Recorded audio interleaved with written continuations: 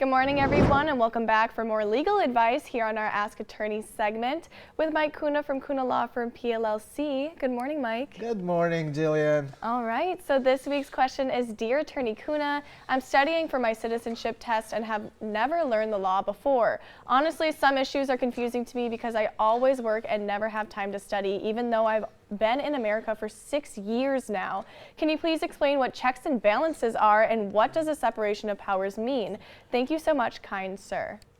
Well, first, yes, I'll gladly explain it. So let's look at it from the beginning. What are checks and balances, and what is the system of separation of powers? Let's imagine Jillian here. Oh, I knew it. I knew I was coming in. Is the Roman Emperor Caligula. Okay, I actually don't know who that is. He was an all-powerful emperor that had supreme power over his country. All right, I'll take it. He was also really, really evil. Oh. Okay, spoke too soon. That emperor had the power to make judicial decisions and tell the courts what they needed to decide. And so he was able to tell the Senate which laws he wanted them to make and what they needed to vote on.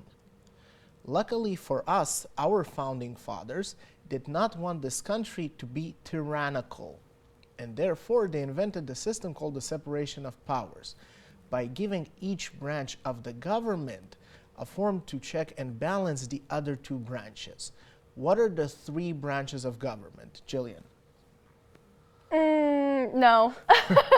The judicial branch, the legislative branch, and the executive branch. Okay. The judicial branch interprets laws, the legislative branch makes laws, and the executive branch executes laws. Clear till now? Yep, got it. In our Constitution, each branch got certain powers and abilities in order for that branch to make sure that the other branches of government will not abuse their power. Let's start from the legislative branch. The legislative branch was enacted in Article 1 of our Constitution, and the Constitution gave it power to do the following checks and balances on the other two branches. When it comes to the executive branch, the legislative branch can actually impeach and remove a president. More than that, the Senate can actually not agree for the assignment of both judicial nominees and other officials of the government. Furthermore, Congress can actually overrule a veto of the president. And on top of all of that, Congress also has power over the judicial branch.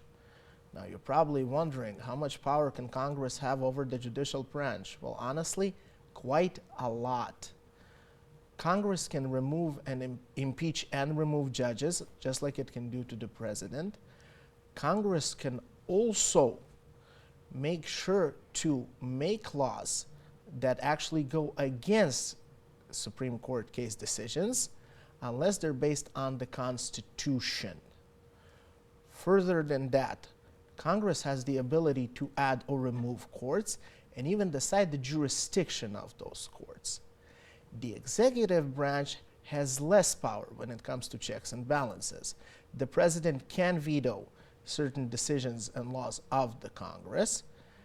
Also, on top of that, the vice president can actually break a tie in the Senate. And on top of it, the president can call a special session of Congress. When it comes to the judicial branch, the president can actually pardon somebody that was convicted, and on top of it, the president can elect federal judges, and on top of it, Supreme Court justices, which clearly can change the entire system. When it comes to the judicial branch, it's quite more simple. They can invalidate laws made by Congress, and they can invalidate executive orders made by the president. Also, the Supreme Justice will be part of a Senate impeachment trial. You see, the system is quite complicated, however, in my opinion, genius. Why? Because it gives the ability for each branch of the government to deny the other branches abuses of power. And that's why we should be really happy that we're living in this blessed country. Absolutely. I absolutely loved that crash course that we just took, and time again, you prove that you are just a walking encyclopedia.